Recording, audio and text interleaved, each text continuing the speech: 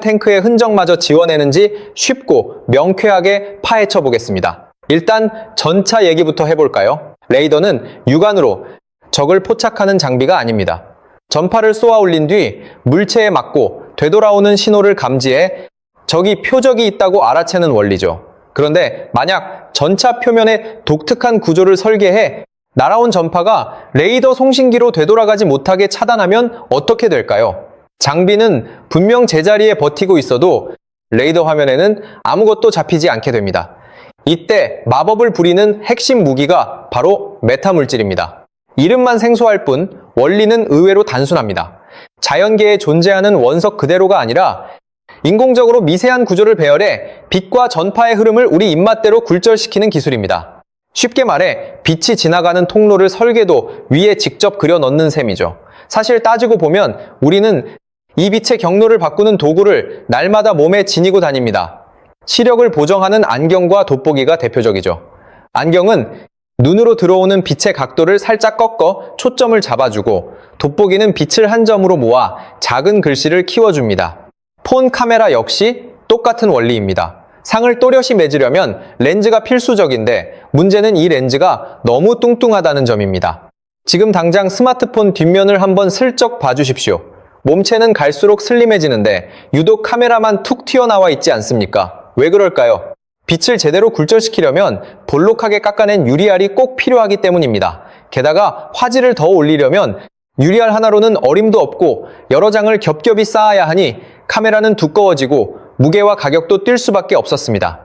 이 번거로운 방식은 어제 오늘 시작된 게 아닙니다. 갈릴레오 갈릴레이가 망원경으로 밤하늘을 보던 400여 년 전이나 우리가 오늘 눈을 떠 안경을 걸치는 지금이나 작동 원리는 한결같습니다. 유리 표면을 둥글게 깎아서 빛을 꺾어주는 방식이죠. 결국 성능을 높이려면 두께를 키우거나 장수를 늘리는 수밖에 없었습니다. 인류는 수백 년 세월 동안 이 묵직한 두께의 장벽을 허물지 못했습니다. 바로 이때 오래된 고정관념을 완전히 박살낸 혁신적인 대안이 등장합니다. 유리를 두껍게 가공하지 않고도 빛을 자유자재로 휘게 만든 겁니다. 도대체 어떻게 가능했을까요? 국내 연구진은 매끄러운 평판 위에 먼지만 한 미세 기둥들을 촘촘하게 심었습니다. 이 기둥들의 높낮이와 두께, 배치 간격을 정밀하게 제어한 것이죠. 그랬더니 놀랍게도 빛이 이 미세 숲을 통과하면서 마치 뚱뚱한 볼록 렌즈를 거친 것처럼 원하는 각도로 꺾여 나갔습니다. 묵직한 유리 덩어리가 감당하던 역할을 얇은 판때기 한 장이 통째로 넘겨받은 겁니다. 우린 이걸 흔히 메타렌즈라고 일컫습니다. 초점은 외형이 아닙니다. 과거엔 유리의 곡률로 빛을 다루었다면 이제는 표면에 정교하게 새긴 미세 패턴으로 빛을 통제하는 시대가 온 겁니다. 네, 수백 년간 지탱해온 인류의 광학 공식이 요동치기 시작한 역사적 분기점인 셈이죠. 그렇다면 이 신형 렌즈는 얼마나 얇을까요? 무겁게. 겹쳐 쓰던 카메라 모듈을 불과 1.2mm 두께의 얇은 막 한 장으로 갈아 끼우는 기술이 마침내 구현되었습니다. 손톱만 한 칩 하나가 육중한 렌즈 뭉치의 역할을 완벽히 대체하는 셈이죠. 여기서 한 가지 의구심이 듭니다. 이렇게 뛰어난 기술을 왜 진작 일상기기에 접목하지 못했을까요? 아이디어가 부족해서가 결코 아니었습니다. 제작 공정이 워낙 가혹한 데다 비용이 상상을 초월했기 때문입니다. 넘어야 할 거대한 산이 둘 있었죠. 첫 번째 걸림돌은 살인적인 가격이었고 두 번째는 성능 한계였습니다. 가격 문제부터 먼저 짚어보겠습니다. 불과 몇 년 전만 해도 이 종이장 같은 렌즈를 단 한 장 찍어내는데 무려 500만 원이 깨졌습니다.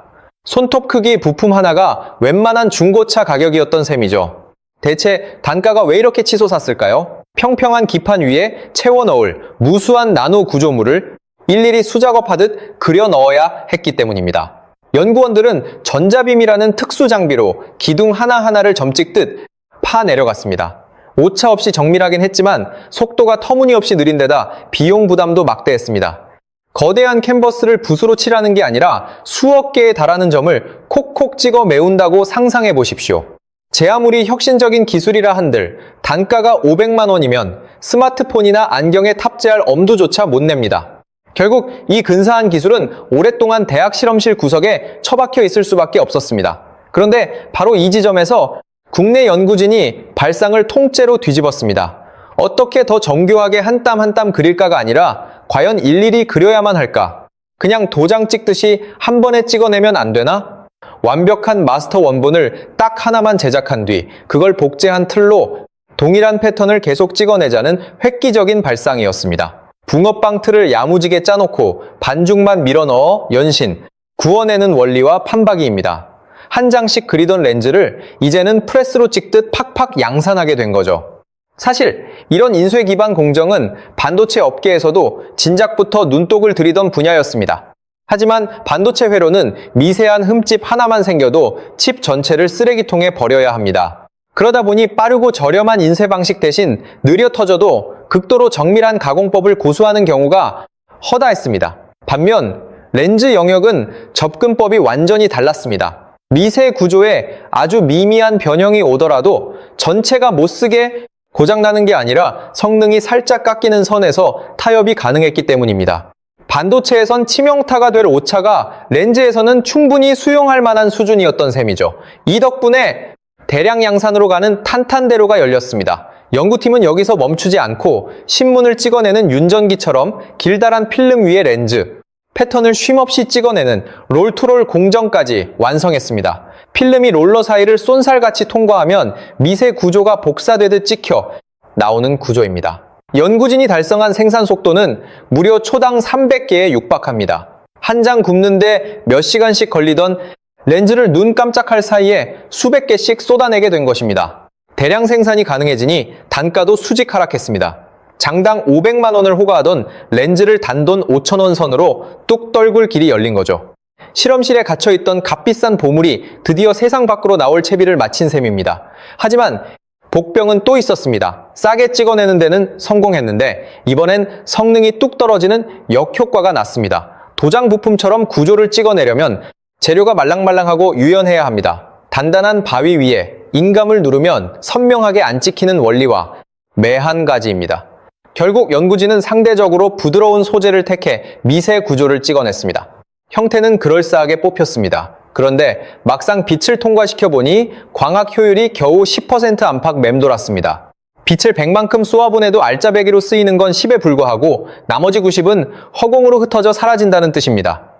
이 지경이면 디스플레이는 깜깜해지고 영상조차 제대로 볼 수 없습니다. 단가를 후려치는 데는 성공했으나 정작 렌즈 구실을 못하는 딜레마에 빠진 거죠. 성능을 잡으면 값이 뛰고 값을 낮추면 성능이 무너지는 티. 이것이 메타렌즈의 가장 큰 난제였습니다. 한국 연구진은 이 골치 아픈 문제를 아주 얇은 코팅막 한 장으로 깔끔하게 해결했습니다.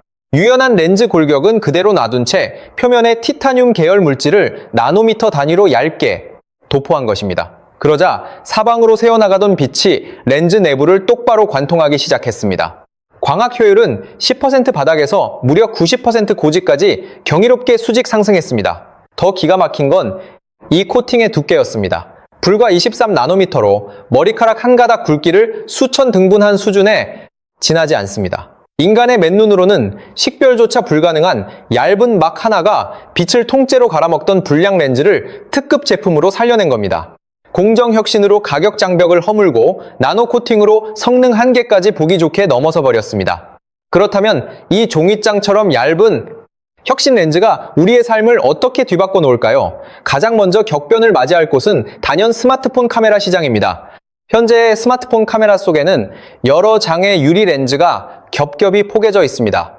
이 무거운 렌즈 모듈을 극도로 얇은 신개념 메타렌즈를 적용하는 순간 후면 카메라가 보기 싫게 툭 튀어나온 일명 카툭티를 완벽히 지워낼 수 있습니다. 기기 두께는 획기적으로 얇아지고 카메라 모듈이 차지하던 내부 공간도 대폭 줄어듭니다. 그렇게 확보한 여유 공간에 배터리 용량을 키우거나 성능을 올릴 다른 첨단 부품을 더 채워 넣을 수도 있죠. 비단 스마트폰뿐만이 아닙니다. 시력 교정용 안경부터 현미경, 최첨단 의료 장비, 가상현실 헤드셋과 자율주행 차량용 센서까지 렌즈를 쓰는 세상 모든 기기가 깃털처럼 가볍고 슬림해질 것입니다. 특히 국내 연구진이 제시한 수많은 이정표 중에서도 유독 전 세계가 경탄하는 독보적인 기술이 있습니다. 바로 특수 안경 없이 맨눈으로 감상하는 입체 영상입니다. 우리가 온종일 들여다보는 스마트폰과 텔레비전 디스플레이는 태생적으로 평면입니다. 텍스트를 읽거나 서류 작업을 처리할 때는 이 매끄러운 ED 화면이 훨씬 눈 피로도가 덜하고 편안하죠. 하지만 박진감 넘치는 영화나 그래픽 좋은 게임을 즐길 땐 스크린 속 사물들이 눈앞까지 생생하게 밀고 나오는 입체 화면이 비교할 수 없을 만큼 짜릿한 몰입감을 줍니다. 이에 차관의 한국 연구팀은 메타렌즈 기반으로 하나의 디스플레이가 일반 평면 영상과 실감, 나는 입체 영상을 눈 깜짝할 사이에 넘나드는 하이브리드 기술을 최초로 증명해냈습니다. 미세한 전기 신호만 톡 건드려주면 평평했던 화면이 순식간에 입체 스크린으로 둔갑하는 원리입니다. 이 모드 전환 속도가 워낙 전광석화 같아서 육안으로는 화면이 바뀌는 찰나의 순간을 눈치채기조차 어렵습니다. 과거 초창기 무안경 입체 스크린은 지정된 스갭에 딱 버티고 서서 정면만 바라봐야 했습니다. 각도가 비껴나가면 화면이 흐릿해지거나 겹쳐 보였기 때문이죠. 반면 이 기술로 시야각을 넓히면 관객이 굳이 한자리에 못 박힌 듯 앉아있을 필요가 없어집니다. 온 가족이 거실 소파에 흩어져 앉아서도 제각각 다른 각도로 안경 없이 똑같은 3D 입체 영화를 시청할 수 있게 되는 겁니다. 초기 단계엔 디스플레이 위에 아주 얇은 필름 형태로 얻는 방식을 쓰겠지만 공정이 성숙해지면 패널 내부에 소자 형태로 심어버릴 수도 있습니다. 평소 서핑할 때는 편안한 평면 화면으로, 대작 영화나 레이싱 게임을 켤 때는 실감나는 입체 화면으로 작동하는 것이죠. 디바이스 하나가 두 개의 얼굴을 완벽하게 소화하는 신세계가 성큼 다가온 셈입니다. 더욱 흥미로운 점은 이 기술의 종착역이 스마트폰과 텔레비전에만 머물지 않는다는 사실입니다. 여기서 다시 서두에 던졌던 도깨비 감투 이야기로 초점을 돌려보겠습니다.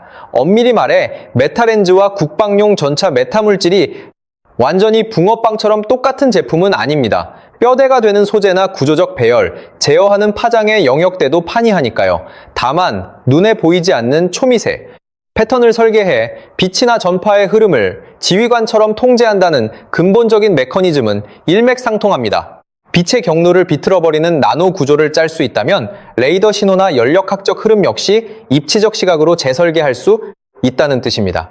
적의 레이더 기지가 발사한 전파가 우리 전차에 부딪히는 순간 왔던 길로 되돌아가지 못하게 엉뚱한 방향으로 산란시키거나 아예 스펀지처럼 흡수하도록 만드는 구조죠. 이 지경이 되면 적군 레이더망의 전차의 덩치는 아주 미미한 잡음 수준으로 줄어들거나 아예 유령처럼 사라지게 됩니다. 열추적 장비도 마찬가지입니다. 현대전의 유도 무기들은 단순히 육안에만 의존하지 않습니다. 탱크 엔진룸과 배기 파이프가 뿜어내는 강렬한 열기를 열화상 카메라로 매섭게 추적하죠.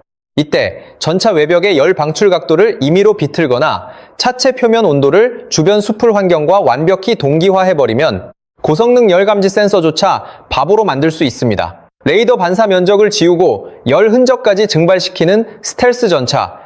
이 획기적인 기술이 궤도에 오르면 먼저 들키는 쪽이 죽는다는 현대 전장의 오래된 불문율 자체가 뿌리째 흔들리게 됩니다. 이미 우리 국방과학연구소와 산학연 연구진 역시 이러한 차세대 메타물질 및 스텔스 위장 기술을 지상 장비에 이식하기 위한 프로젝트를 끈질기게 수행해 왔습니다. 단, 여기서 팩트를 정확히 짚고 넘어갈 필요는 있습니다. 대한민국 전차가 벌써 완전한 투명 망토를 두르고 야전에 실전 배치됐다는 과장된 얘기는 아닙니다. 원천 기술을 확보하고 이를 실제 전투 장비에 적용할 수 있을지 가늠하는 연구 개발 및 필드 테스트 단계로 이해하시는 게 가장 객관적입니다. 그럼에도 미국이나 중국 같은 군사 강국들이 수십 년간 천문학적인 돈을 쏟아부은 스텔스 영역에서 한국이 상용화를 향해 무서운 속도로 추격하고 있다는 사실은 시사하는 바가 매우 큽니다. 전래동화 속 허무맹랑한 도깨비 감투를 단순한 공상에 버려두지 않고 거대한 장갑차에 실제로 입힐 수 있을지 검증하는 문턱까지 도달한 것이니까요. 그렇다면 대한민국은 애초부터 이 나노과학 분야의 절대 강자였을까요? 솔직히 말씀드리면 아닙니다. 메타렌즈 패러다임을 처음에 주도했던 나라는 단연 미국이었습니다. 하버드 대학교 연구진을 필두로 네로라 하는 미국 과학자들이 원천 특허를 선점했고 스타트업들은 대규모 펀딩을 유치해 모바일 센서와 광학 부품 시장을 빠르게 독식해 나갔습니다.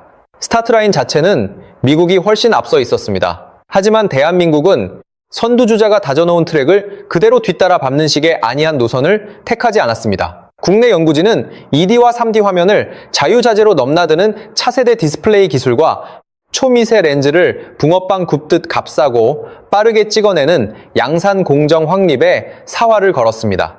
이미 레드오션이 된 기존 전쟁터에 뛰어드는 대신 우리가 룰을 지배할 수 있는 독자적인 블루오션을 개척하겠다는 영리한 승부수였습니다. 결국 핵심 키워드는 대량 생산 능력입니다.